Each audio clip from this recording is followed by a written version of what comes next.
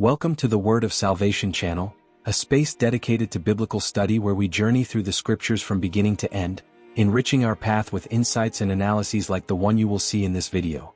In today's lesson, we focus on examining the very first verse of the Bible in its original language, Hebrew. Although there are translations into many languages, including English, significant nuances are often lost in the process. Reading the Hebrew text can therefore provide a unique understanding and reveal details that escape translation. Originally, the Old Testament, for Christians, was written in Hebrew, the language of historical figures such as King David and the prophet Elijah. Interestingly, Hebrew remains the native tongue of about 5 million people in Israel, representing a small fraction of the world's population. For these native speakers, direct access to the original biblical text is part of everyday life. Presenting the first verse of Genesis in Hebrew, one immediately notices the writing and reading direction, which goes from right to left, a feature shared by only a few other languages, such as Arabic and Persian. To help you follow along, the pronunciation of each word and even each syllable will be clearly indicated. The verse reads in Hebrew, Bereshit bara Elohim et hashemayim v'et haaretz. An important initial observation is the difference in the number of words. The original Hebrew contains 7 words, while most English translations generally have more. The number 7 holds symbolic meaning in the creation narrative and recurs throughout the chapter, such as in the 7 days of the week and the 7 occurrences of the word good. Thus, the Hebrew verse's structure already emphasizes this theme, introducing the significance of the number 7 at the very start, something that is not preserved in translation. A detailed analysis of each Hebrew word reveals additional layers of meaning. The first word, Bereshit, which also names the book of Genesis in Hebrew, deserves special attention. To fully understand it, it is helpful to introduce a fundamental Hebrew grammatical concept. Nearly all words have a 3-letter root. This root allows the formation of many related words through different grammatical patterns. In the case of Bereshit, the root is Resh Aleph Shin.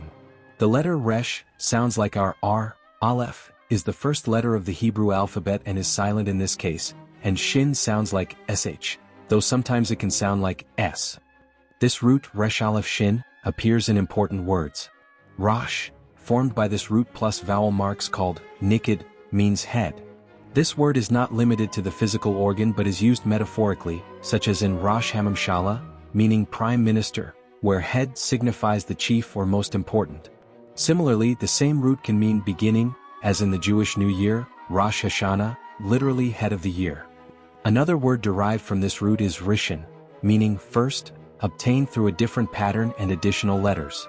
Returning to Bereshit, the first word of the Bible, we see it contains the same root but in a distinct morphological structure.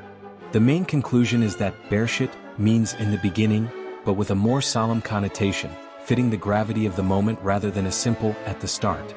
It is interesting to note that Hebrew speakers do not use Bereshit in everyday speech, reserving it for formal or poetic contexts. The common expression for at the beginning in modern Hebrew is batakila, which has a different root and structure. The difference between the single Hebrew word Bereshit and the 3 English words in the beginning lies in Hebrew's use of prefixes to indicate prepositions and articles. The letter bet, the second letter of the alphabet, here functions as the prefix meaning in the. A curious fact is that Bereshit was also the name of the first Israeli spacecraft that attempted to land on the moon, establishing a connection with the creation narrative mentioning the natural satellite. The second word in the verse is bara, translated as created. However, the Hebrew verb carries a specific nuance. While in English create can refer to producing a digital file, making noise or crafting a work of art, in Hebrew bara implies creation out of nothing. You do not create a file from nothing because the computer already exists. Similarly, noise requires pre-existing objects. Thus, bara is reserved for primordial creation. For this reason, Hebrew speakers use bara almost exclusively when referring to this initial act, unlike the frequent use of create in English. Additionally, biblical Hebrew often places the verb before the subject, as here with bara Elohim, created God, an inversion less common in modern Hebrew. The third word, Elohim, is one of the names of God in the Hebrew Bible. Interestingly, the word is in plural form, indicated by the 2 final letters which function as a masculine plural suffix in Hebrew, similar to the S in English. It is important to note that Elohim can also refer to multiple gods, as in the commandment, "You shall have no other gods before me," where the same word is used. The question of how a plural name refers to the one God is resolved by looking at the preceding verb bara, created. Unlike English, Hebrew verbs are conjugated for gender and number. In the case of bara, the form is third-person masculine singular, indicating that despite the plural form of Elohim, the subject is singular. This plurality in Elohim is often interpreted as a form of respect, analogous to the capitalized God in English or the majestic we. The next word is et, which appears twice in the verse. Composed of the first and last letters of the Hebrew alphabet, Aleph and Tav, this word has no direct grammatical equivalent in English or other languages. Although extremely common in modern Hebrew, especially regarding the direct object, its omission does not change the sentence's meaning. A daily example illustrates this. A child pointing to something they want might say, Ani ratze etze, I want this. The word et here is dispensable for understanding.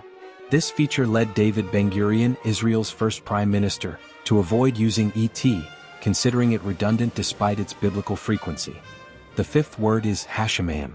The first letter, he, is the definite article in Hebrew, equivalent to the. The word shemayim is usually translated as heavens, but its literal meaning is closer to sky. While shemayim can carry spiritual connotations, its primary sense refers to the visible firmament. It is interesting to note that shemayim is one of several Hebrew words that always appear in plural form, like Elohim. The penultimate word is again et, previously discussed, preceded by the letter vav, which functions as the coordinating conjunction, and. The final word of the first verse is haaretz, commonly translated as the earth. While there is a general correspondence, haaretz has a broader range of meanings. For example, the planet Earth in Hebrew is called Kater haaretz, where Kater means sphere. Additionally, haaretz can mean ground or soil, as in Leviticus 11 verse 41, and also land in the sense of territory as in Genesis 13 verse 15. This polysemy suggests that reading in Hebrew evokes a more physical sense compared to the English word earth. It is important to distinguish haaretz from adamah, another Hebrew word referring specifically to soil, like a handful of dirt, which will become relevant in later chapters of Genesis. In summary, analyzing the first verse of the Bible in Hebrew, Bereshit bara Elohim et hashemayim v'et haaretz, reveals grammatical and semantic nuances that enrich our understanding of the original text. The sentence structure, the specific meanings of verbs and nouns, and the presence of unique particles in the Hebrew language offer a perspective distinct from English translations. We hope this analysis has enriched your biblical study journey. Keep following the Word of Salvation channel for more insights and in-depth readings of the Holy Scriptures.